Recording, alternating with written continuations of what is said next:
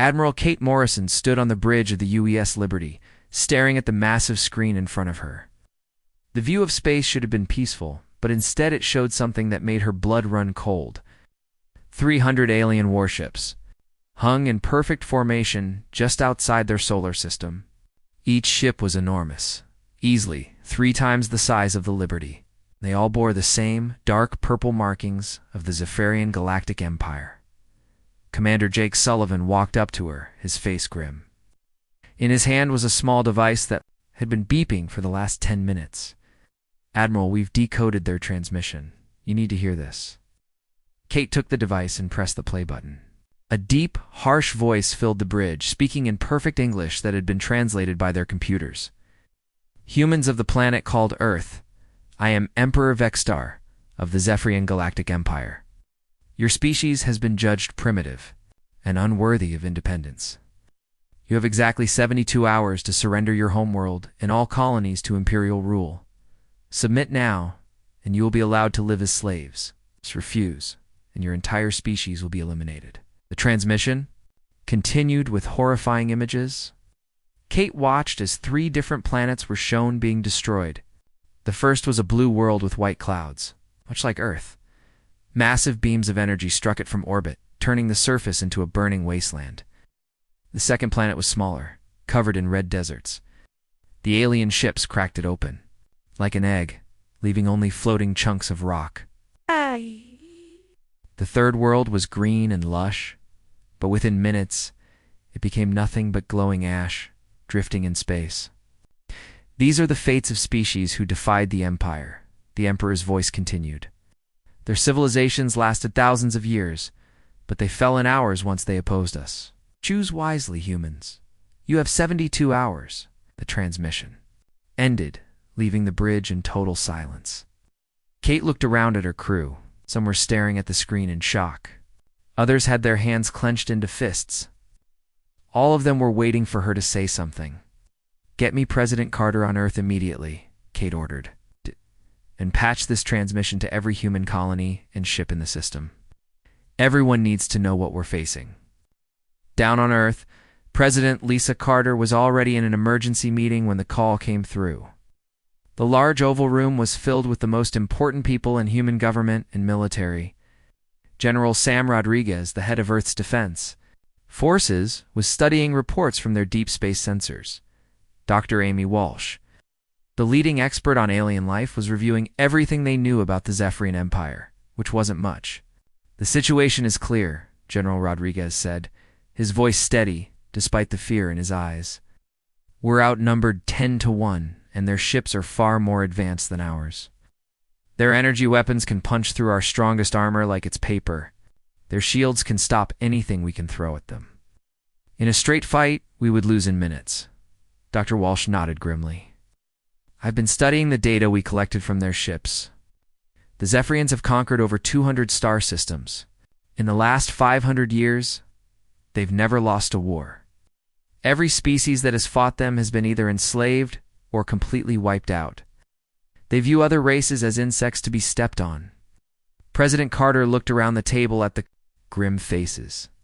"What about evacuation? Can we get our people to safety? Where would they go?" General Rodriguez asked. "The Empire controls half the galaxy. There's nowhere to run that they won't find us eventually. And even if there was, we couldn't evacuate. 8 billion people in all our colonies in 72 hours. Meanwhile, far from Earth on the mining colony of Titan, Engineer Ben Crawford was reading the same transmission that had been sent to every human settlement. His wife Clara stood beside him, holding their 10-year-old daughter Lucy. Around them, other families were gathering in the colony's main hall, all reading the same terrible message. "Dad, what does this mean?" Lucy asked, looking up at her father with scared eyes. Ben knelt down and took his daughter's hands. "It means some very bad people want to hurt us, sweetheart. But don't worry.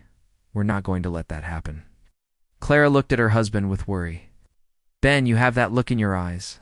The same one you had when you told me about your special job. What aren't you telling me?" Ben stood up and pulled his wife aside. "Remember when I said I couldn't talk about some of the work I do here? Well, it turns out we've been preparing for something like this for a very long time. There are things hidden all over this system, Clara. Things that most people don't know about. Before Clara could ask more questions, Ben's communication device started beeping. He looked at the message, and his face became serious. I have to go. The evacuation ships will be here in 6 hours. I need you and Lucy to be on the first one. What about you? Clara asked, grabbing his arm. I have to stay and activate protocol. 7. It's something only a few of us know how to do. It's something that might give us a chance against these aliens. Back on the Liberty, Admiral Morrison was speaking with captains from across the human fleet. The faces on her screen showed the same mix of fear and determination that she felt in her own heart. I won't lie to you, she said to the assembled. Commanders, the odds are against us. But humanity has faced impossible odds before and survived. We've climbed out of caves, crossed oceans, and reached for the stars. We didn't get this far by giving up when things looked bad. Captain Rick Thompson, commanding the destroyer Defiance, spoke up. What are your orders, Admiral? Kate looked. At each face on the screen, these were good people, brave people, who had signed up to protect humanity. Some of them had families back on Earth. Others had left everything behind to serve among the stars. All of them deserved to know what they were really facing. In 12 hours, I'm going to broadcast our answer to the Zephyrian Empire. Going to tell them that humanity will never kneel to tyrants. Going to tell them that if they want our worlds, they'll have to come and take them. Captain Helen Parker, who led a squadron of fighter pilots, smiled grimly. And when they come, then we show them what happens when you threaten the human race, Kate replied. We might not have their numbers or their technology, but we have something they don't understand. We have the will to fight for our freedom, no matter the cost. As the meeting ended, Kate stood alone on the bridge, looking out at the alien fleet.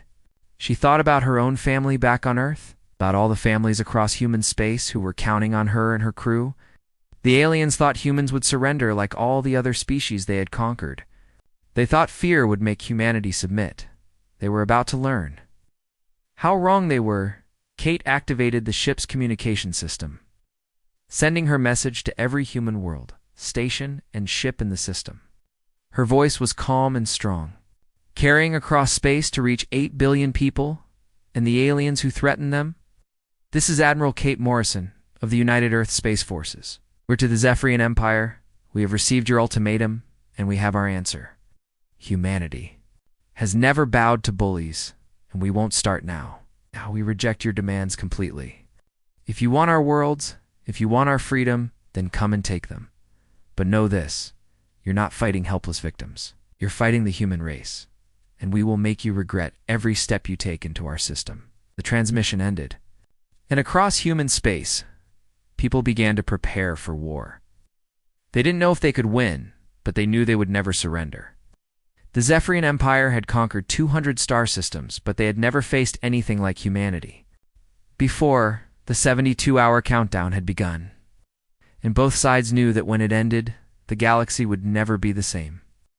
The 72 hours passed like a nightmare that wouldn't end. Admiral Kethmer of the Zephyrian Empire stood on the command deck of his flagship, the destroyer of worlds, watching the human fleet take defensive positions near the Red Planet. They called Mars. He had conquered 47 star systems in his long career, and every single battle had ended the same way. The enemy would see his ships panic and either surrender immediately or die within the first hour of fighting. These humans were different, though. Instead of running or begging for mercy, they had actually formed a battle line. Kethmer counted their ships through his sensors. It's barely 300 vessels, most of them smaller than his escort ships. It would be almost insulting if it wasn't. So pathetic. Admiral, his second-in-command, reported, The humans are broadcasting on all frequencies. They're asking us to leave their system peacefully. Kethmer laughed, a sound like grinding metal. Still hoping to avoid their fate? How typical. Begin the attack. Target their largest ships first. Let's end this quickly so we can begin strip mining their worlds. The Zephyrian fleet moved forward in perfect formation, their massive ships, blotting out the stars. Energy weapons that could melt mountains began charging up, creating an eerie purple glow across the alien hulls. This was the moment that had terrified every other species in the galaxy. This was the moment when resistance died and empires fell. On the bridge of the Liberty, Admiral Kate Morrison watched the alien fleet approach.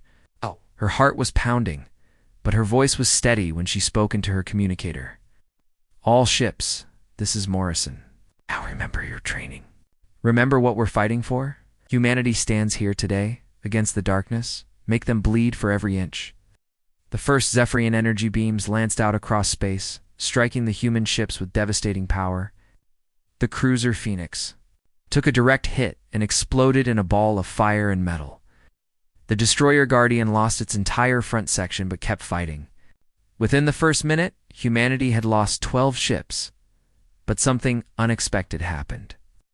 Instead of breaking and running like every other species had done, the human fleet began to move in ways the Zephyrians had never seen before.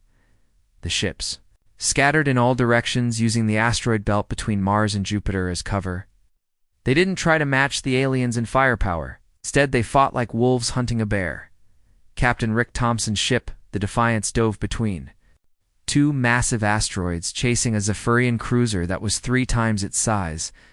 The alien ship's weapons were powerful, but they moved slowly, designed for destroying large targets at long range. Thompson's smaller, faster ship danced around the energy beams, getting close enough to fire its missiles at the alien's engine. "Section, direct hit," his weapons officer called out. "Their rear shields are down. Fire everything we have at that spot," Thompson ordered. The Defiance poured all its firepower into the breach, and the massive Zephyrian ship began to list to one side. Dark smoke pouring from its engines above the battle. Captain Helen Parker led her squadron of fighter craft in attacks that confused and frustrated the alien commanders. Her small ships were so fast and agile that the Zephyrian targeting systems couldn't keep up. The fighters swooped in like angry hornets, targeting the sensor arrays and weapon systems on the larger ships. "Blue leader to all fighters," Helen called over the radio. "These things have blind spots behind their main engines. Hit them there and get out fast." Lieutenant Danny Clark, one of her best pilots, dove his fighter straight down the length of a Zephyrian dreadnought, firing continuously at every weapon port he could see. The alien ship's defensive guns tried to swat him like a fly, but he was too small and too fast. By the time he pulled away, half the ship's portside weapons were destroyed. Admiral Kethmer watched in growing anger as his perfect formation began to fall apart. These humans weren't fighting like any species he had ever faced. They didn't form battle lines or try to match his firepower. Instead, they swarmed around his ships like insects, stinging and retreating before his weapons could lock onto them. His tactical officer reported, "We've lost 16 ships, and many more are damaged. The humans are targeting our weapon systems and engines specifically. They're not trying to destroy us outright. They're trying to disable us." "Impossible," Kethmer snarled. "They're primitives with metal ships and chemical rockets. Order all ships to tighten formation and concentrate fire." But the order came too late. The human ships had already adapted to the Zephyrian tactics. Spreading out across the entire asteroid belt and using the floating rocks as both cover and weapons, Captain Thompson's Defiance pushed a massive asteroid into the path of an alien. Cruiser in the collision tore a hole in the ship's side big enough to fly a fighter through. On Earth, Dr. Amy Walsh was working frantically in her laboratory, analyzing pieces of wreckage that had been recovered from the battle. The twisted metal and strange crystals told her things about Zephyrian technology that no living human had ever known. "Kevin, look at this," she called to Dr. Kevin Hayes, the physicist working beside her. "Out there, their energy shields aren't as strong as we thought." "Yes. They're designed to stop large, slow-moving projectiles, but they have trouble with multiple small impacts." Dr. Hayes looked at the data on his screen and smiled for the first time in days. "Amy, I think you're onto something. If we can modify our missiles to split into smaller parts just before impact, we could punch right through their defenses," Amy finished. "But we need to get this information to the fleet, and we need materials from the outer colonies to build the new weapons." Meanwhile, on Titan, engineer Ben Crawford was activating systems that had been hidden for decades. Deep beneath the mining colony's surface, massive railgun platforms began to emerge from carefully disguised bunkers. What had looked like simple, Mining equipment was actually a weapon system powerful enough to punch holes through asteroids. Clara, can you hear me? Ben spoke into his radio, hoping his wife and daughter had made it safely to the evacuation ships. "We're here, Ben," came Clara's voice through the static. "We're on the transport ship Hope, heading back toward Earth. What's that noise in the background?" Ben smiled as he heard the deep rumble of the hidden weapons coming online. All around the solar system, on moons and asteroids that the aliens thought were empty rocks, similar systems were activating. Humanity had been preparing for this day for 30 years. Ever since their first contact with hostile aliens had taught them that the galaxy was not a friendly place. "That's the sound of our insurance policy, sweetheart. Tell Lucy that Daddy is going to be fine and that the bad guys picked the wrong species to mess with." The tide of battle began to turn when the hidden weapon platforms opened fire. Admiral Kethmer watched in shock as energy beams and projectiles came at his fleet from directions that should have been empty space. The humans had turned their entire solar system into a fortress, and his ships were caught in the crossfire. "Retreat," he ordered, his voice filled with panic for the first time in centuries. "All ships, retreat to safe distance." But the human fleet wasn't done with them. Yet, as the Zephyrian ships tried to pull back, the fighters and small ships harassed them every step of the way. Captain Parker's squadron destroyed the engines on 2 more alien ships, leaving them drifting helplessly in space. Admiral Morrison stood on the bridge of the Liberty, watching the alien fleet retreat beyond Jupiter. Around her, the bridge crew was cheering, but she knew this was just the beginning. They had won the first battle, but the war was far from over. "Get me casualty reports from all ships," she ordered, "and start recovery operations for any survivors in the wreckage. Hurt them today, but they'll be back with reinforcements." Captain Thompson's voice came over the radio from the damaged Defiance. "Admiral, we've captured 3 alien survivors from that cruiser we disabled. Dr. Walsh is going to want to talk to them." "Good work, Rick," Morrison replied. "All ships, fall back to defensive positions. Today we showed them that humanity won't go quietly into the night. Tomorrow, we show them what happens when you really make us angry." Admiral Kethmer was sending a message back to Emperor Vexstar that would change everything. For the first time in the Empire's history, a conquest had failed. The humans had not only refused to surrender, they had actually damaged the Imperial fleet. The Emperor's response was swift and terrible. The Second Imperial Fleet would be dispatched immediately, with orders to show no mercy. The humans would pay for their defiance with the complete destruction of their species.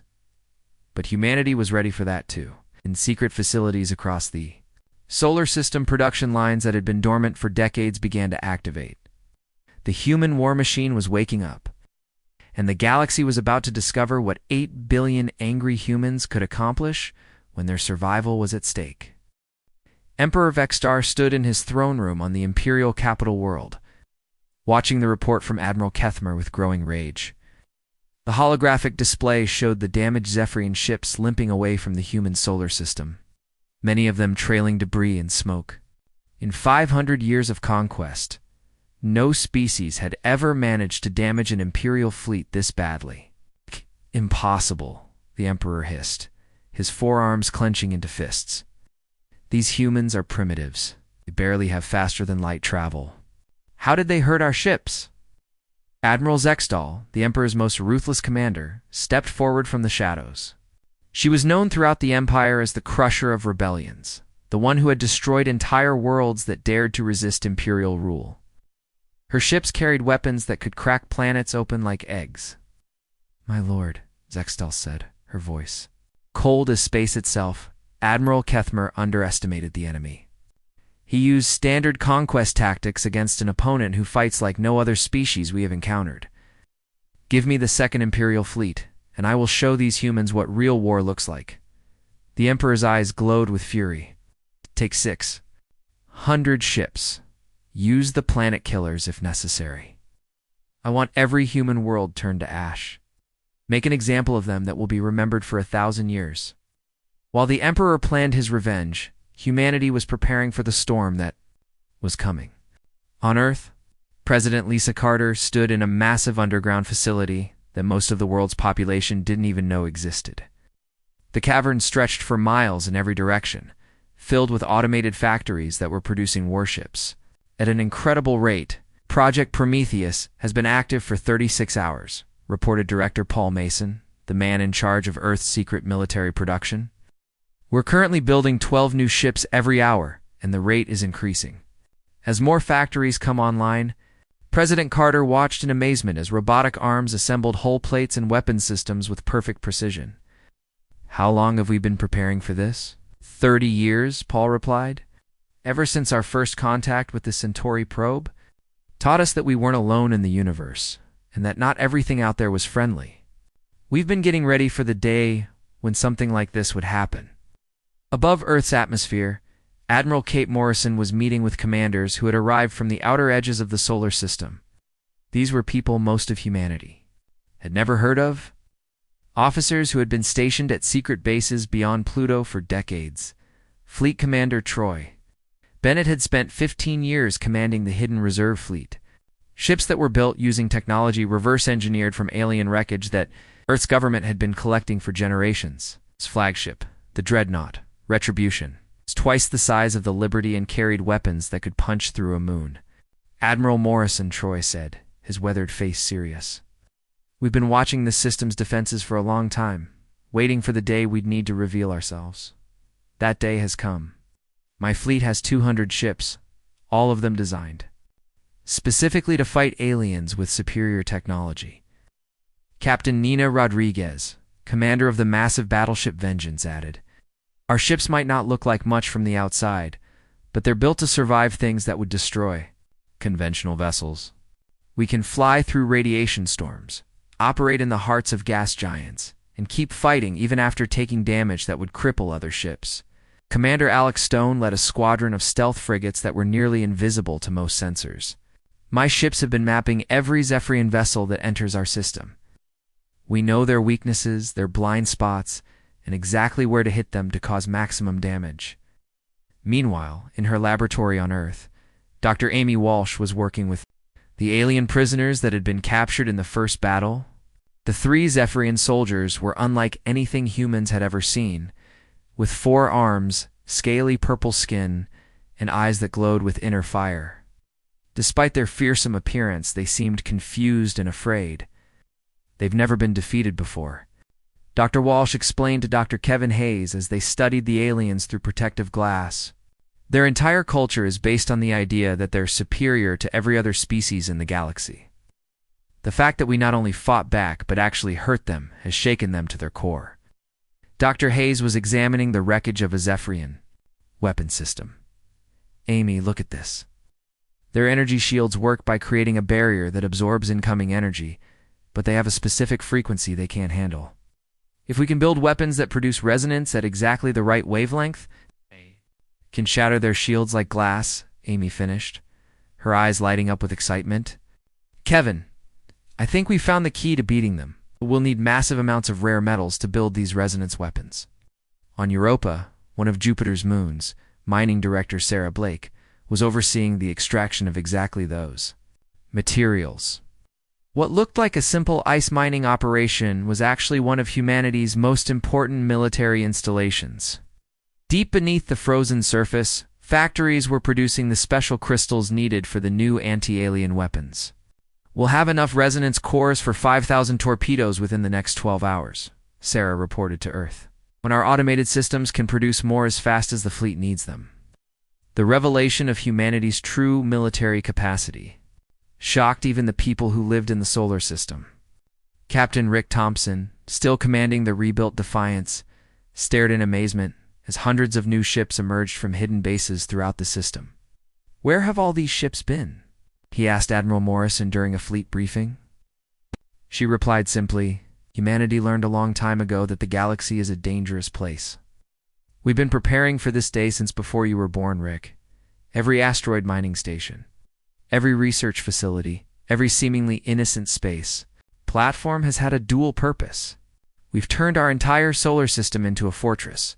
Captain Helen Parker, who had led the fighter attack in the first battle, was now commanding an entire carrier group equipped with the new resonance weapons. Admiral, These new torpedoes are incredible. In testing, they punched right through Zephyrian shield generators like they weren't even there. The second battle began when Admiral Zextal's massive fleet arrived at the edge of the solar system. This time, the aliens brought 600 ships, including planet-killer weapons that had destroyed entire worlds. The largest ship, Zextal S, flagship World Ender, is the size of a small moon and carried enough firepower to sterilize Earth's surface in minutes, but humanity was no longer the same species that had barely survived the first attack. Admiral Morrison commanded a fleet of over 800 ships, many of them built with technology that was more advanced than anything the Zephyrians had seen before. All ships, this is Morrison, she broadcast to the human fleet. Oh? Today we show them that humanity doesn't just defend its home. Today we show them what happens when you threaten our families, our children, our future. All ships, attack. The battle that followed was unlike anything the galaxy had ever seen. The human ships didn't form traditional battle lines or try to match the aliens' ship for ship. Instead, they fought like a pack of wolves, coordinating their attacks through quantum communication systems that the Zephyrians couldn't intercept or jam. Captain Thompson's Defiance led a group of destroyers in a diving attack through Jupiter's upper atmosphere. Using the radiation and crushing gravity as both cover and weapon, the Zephyrian ships tried to follow, but found that their systems couldn't handle the extreme conditions. Several alien cruisers were crushed like tin cans by Jupiter's gravity well. Commander Stone's stealth frigates appeared out of nowhere, firing the new resonance torpedoes at point-blank range into the sides of Zephyrian dreadnoughts. The alien shields, which had seemed invincible just days before, shattered like crystal, leaving the massive ships defenseless against follow-up attacks. Captain Rodriguez's battleship Vengeance engaged 3 Zephyrian heavy cruisers simultaneously, its armor shrugging off energy beams that would have destroyed any other ship. The human vessel's quantum disruptor cannons tore through alien hulls like they were made of paper.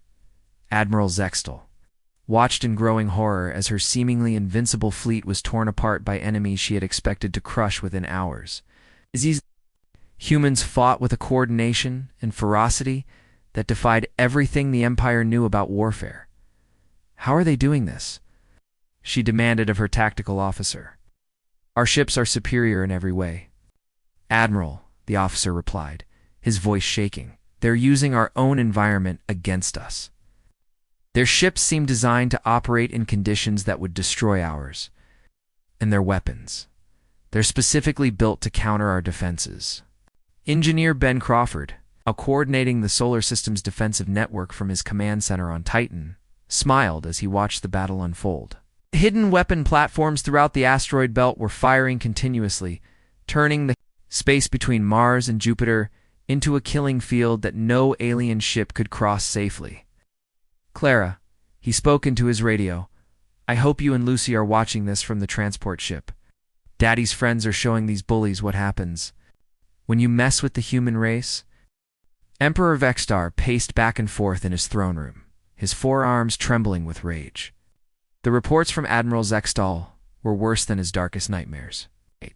Not only had the humans defeated his second fleet, they had destroyed over 400 Imperial ships while losing less than 50 of their own. The empire that had conquered the galaxy was being humiliated by a species that had barely learned to travel between stars. This cannot continue. The Emperor snarled to his council of war. These humans are making the empire look weak. Species are beginning to whisper that perhaps the Zephyrians are not as invincible as we claimed. His chief advisor, a scarred veteran named Colmer, stepped forward nervously. My lord, perhaps we should consider negotiating with these humans.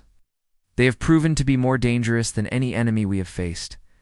The Emperor's eyes blazed with fury. Negotiate. The Zephyrian Empire does not negotiate with insects. Prepare. The Third Imperial Fleet, I will lead it myself in the Worldbreaker. Every human world will burn, and their species will be wiped from existence. The Worldbreaker was the Empire's most feared weapon, a ship so massive it had its own gravity. The vessel was capable of cracking planets in half, and it had never failed to end resistance wherever it appeared.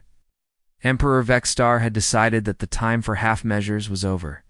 He would personally oversee the complete destruction of humanity. But while the Emperor planned his final assault, humanity was no longer waiting for attacks to come to them.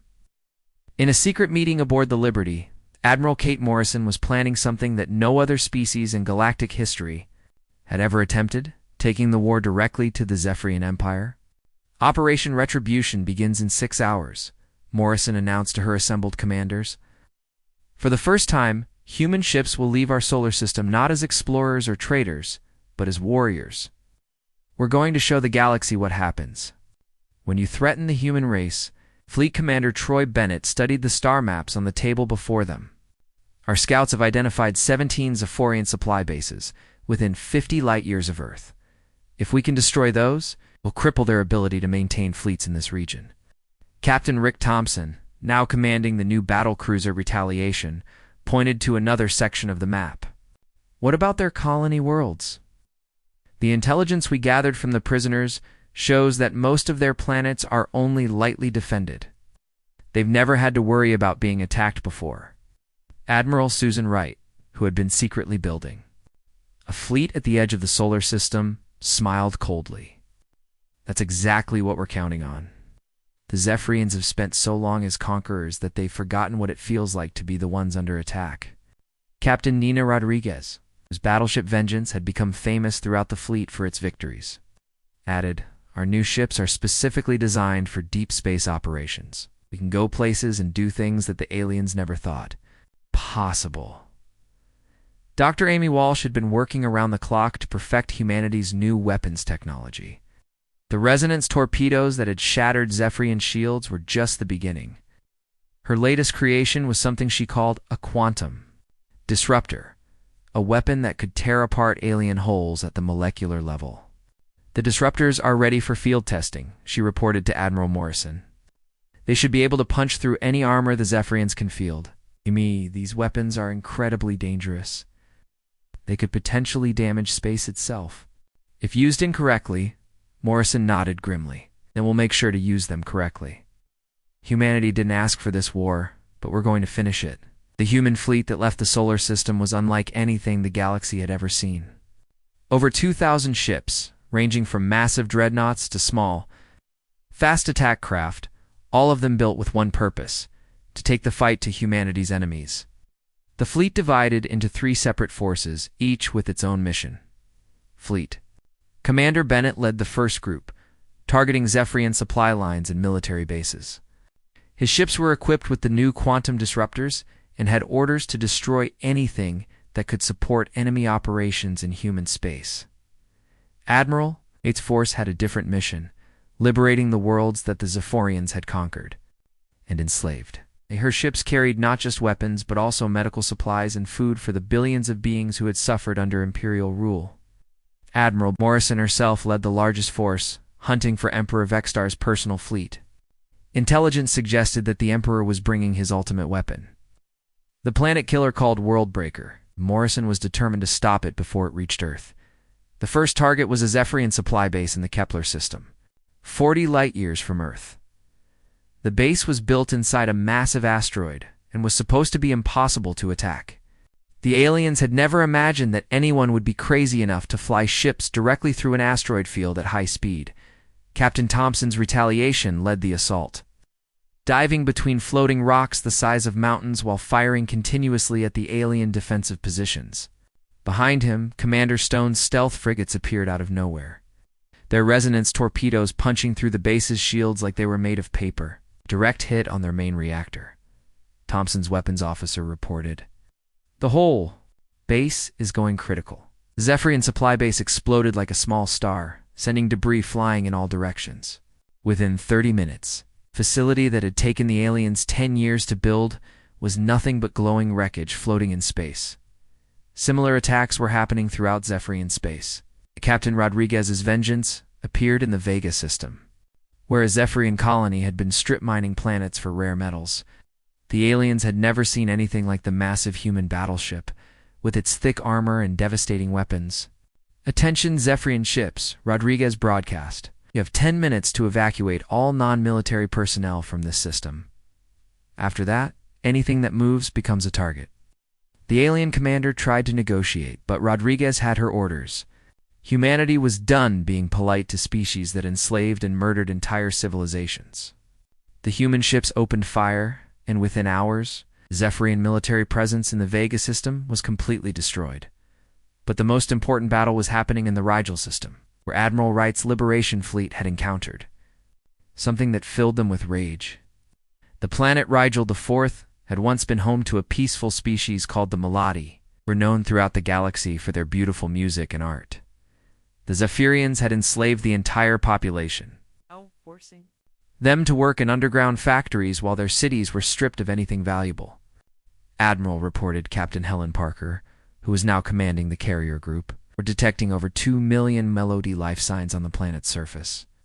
Their enslaved camps scattered across 3 continents. But Wright's face hardened. With determination, then we free them. All ships, target only military installations. I want those camps liberated within the next 6 hours. The battle for Rigel IV was swift and brutal. The Zephyrian garrison had never faced an enemy that fought with such fury and precision. Human marines landed near the slave camps while ships in orbit destroyed every alien military facility they could find. Captain Parker's fighters swarmed over the planet, hunting down any Zephyrian ship that tried to escape. When the fighting was over 2 million Melody were free for the first time in decades. Many of them wept when they saw the human ships, unable to believe that someone had finally come to rescue them. "Why?" asked one of the Melody leaders, speaking through a translation device. "Why did your species risk everything to save us?" "Are nothing to you." Admiral Wright knelt down to speak to the small, bird-like alien face to face. "Because that's what humans do. We don't abandon people who need help, even if they're different from us. No one deserves to live as slaves." While Wright's fleet was liberating worlds, Admiral Morrison was closing in on her ultimate target. Emperor Vextar's massive fleet had been spotted in the Centauri system, and the Worldbreaker was every bit as terrifying as the reports had suggested. The ship was the size of Earth's moon, covered in weapons that could destroy entire fleets. Admiral reported her tactical officer were detecting over 1,000 Zephyrian ships in that system, including at least 50 dreadnoughts, and that planet-killer ... It's bigger than anything we've ever built. Morrison studied the sensor readings with the calm focus that had made her famous throughout the human fleet. "Then we'll have to be smarter than they are." "Bennett, are your quantum disruptors ready?" Engineer Ben Crawford, now serving as the fleet's chief technical officer, had been working on a special modification to the quantum disruptor technology. "Admiral, I think we found a way to overload the Worldbreaker's power core. Someone would need to get very close to the ship to deploy the weapon." Lieutenant Danny Clark, the ace pilot who had survived both previous battles, volunteered. "Immediately, I'll take a fighter in. A ship is fast enough to get through their defenses." "No," Morrison said firmly. "I'm not sending anyone on a suicide mission. There has to be another way." Dr. Walsh's voice came over the communication system. From her laboratory ship, "Actually, there is." The Worldbreaker hung in space like a dark moon, its surface covered with weapons that could turn planets into dust. Emperor Vextar stood on the command bridge of his ultimate weapon, watching the human fleet approach through the view screen. Even now, with everything he had learned about these strange creatures, he could not believe they would dare to attack his personal flagship.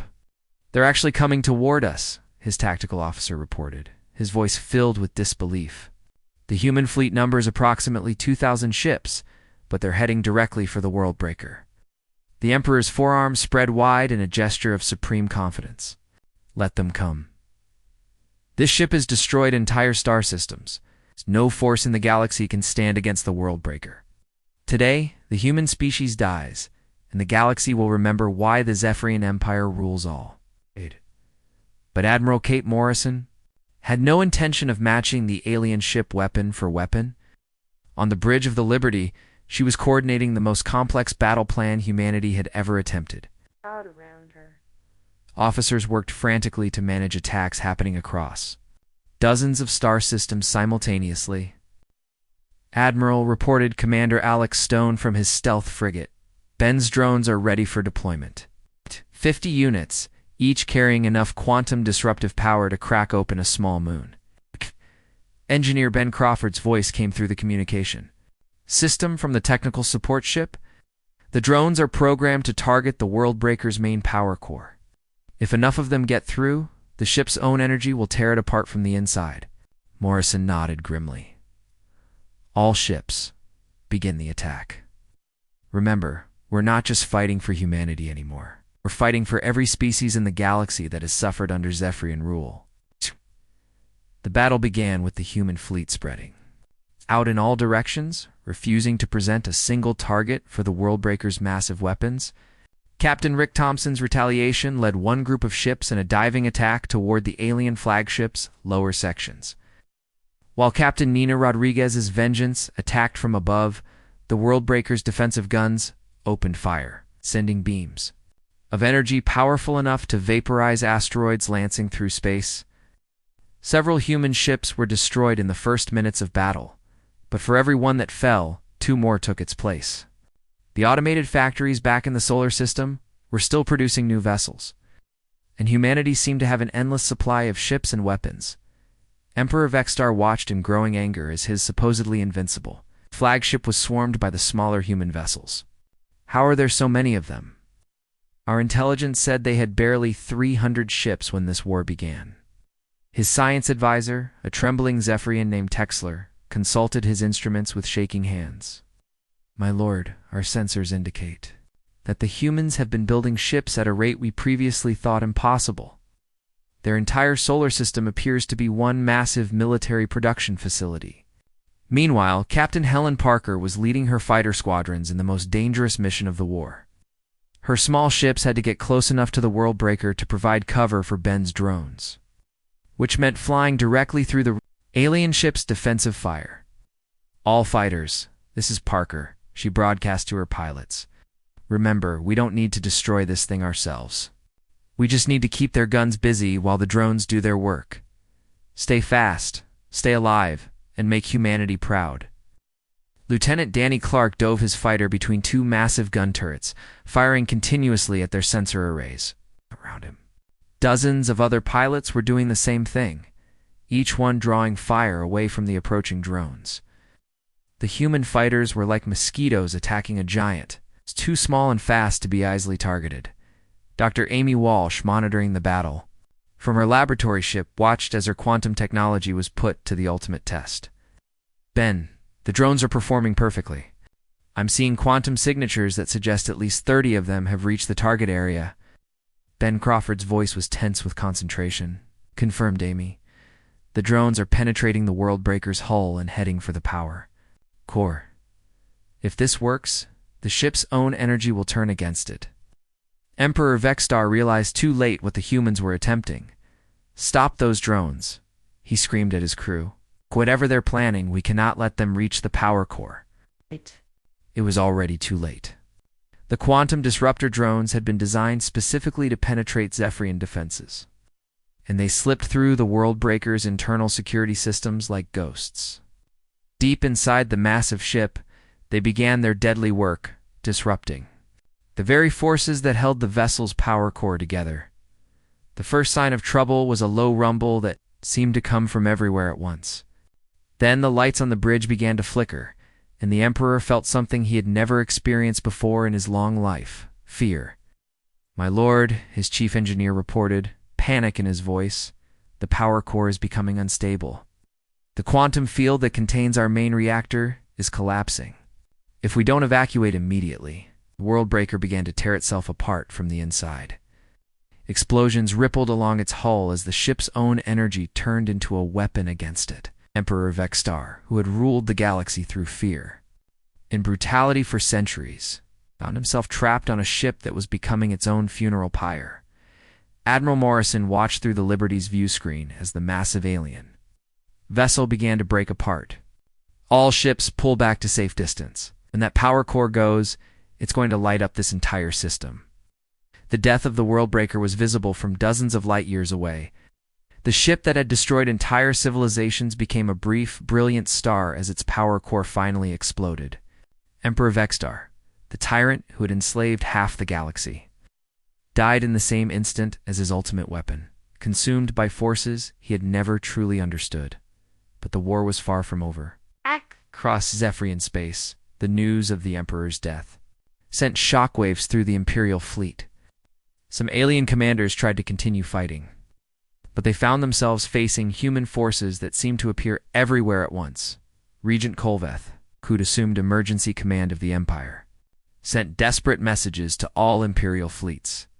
Cease all offensive operations immediately. All ships return to defensive positions around our core worlds. The humans have weapons we do not understand and tactics we cannot counter. But humanity was no longer interested in defense. Fleet. Commander Troy Bennett's forces had appeared in over 50 star systems, systematically dismantling the Empire's military infrastructure. Captain Thompson's task force was liberating slave worlds faster than the aliens could respond. Admiral Wright's ships were destroying Imperial shipyards and supply bases throughout the galaxy. The turning point came when Bennett's fleet reached the Zephyrian homeworld itself, a planet that had been the center of galactic tyranny for centuries. Was defended by the Empire's last reserve fleet, but even that was not enough to stop the human advance. Attention Zephyrian forces, Bennett broadcast from his flagship. Your Emperor is dead, your fleets are scattered, and your Empire is finished. Surrender now, and we will show mercy. Continue to fight, and you will share your Emperor's fate. The battle for the Zephyrian homeworld lasted only 6 hours. The aliens' weapons, which had seemed so powerful just months before, were useless against human ships that could operate in conditions that would destroy conventional vessels. The Imperial fleet was crushed, and the planet that had ruled the galaxy found itself under human occupation. Regent Kolveth's surrender broadcast reached every corner of the galaxy. To all Imperial forces, to all subject worlds, to all species under our rule, the Zephyrian Empire officially surrenders to the human forces. Cease all military operations immediately. But humanity's response surprised everyone, including their own people. President Lisa Carter's message, broadcast from Earth to every world in known space, was not one of conquest or revenge. To all the peoples of the galaxy, Carter announced, humanity did not seek this war, but we were forced to fight it. Now that it is over, we do not wish to rule over others, as the Zephyrians did. Instead, we offer our hand in friendship to all species who wish to live in peace and freedom. The rebuilding effort that followed was unlike anything the galaxy had ever seen. Human ships that had been built for war were converted into construction vessels and hospital ships. Dr. Walsh's technology, originally designed to destroy alien shields, was adapted to help rebuild the worlds that had been damaged by centuries of Imperial rule on Rigel 4. The Melody people were already composing new songs about the day the humans came to free them. Similar celebrations were happening on hundreds of worlds as species that had been enslaved for generations tasted freedom for the first time. Admiral Morrison, now commanding the sovereign humanity's largest ship, found herself serving as a peacekeeper rather than a warrior. It's strange, she commented to Captain Thompson during a quiet moment on the bridge. We built all these weapons to fight a war, and now we're using them to keep the peace. Thompson smiled, looking out at the stars through the view screen. Maybe that's what makes us human, Admiral. We're willing to fight when we have to, but we'd rather build than destroy. Engineer Ben Crawford, now director of the Galactic Reconstruction Project,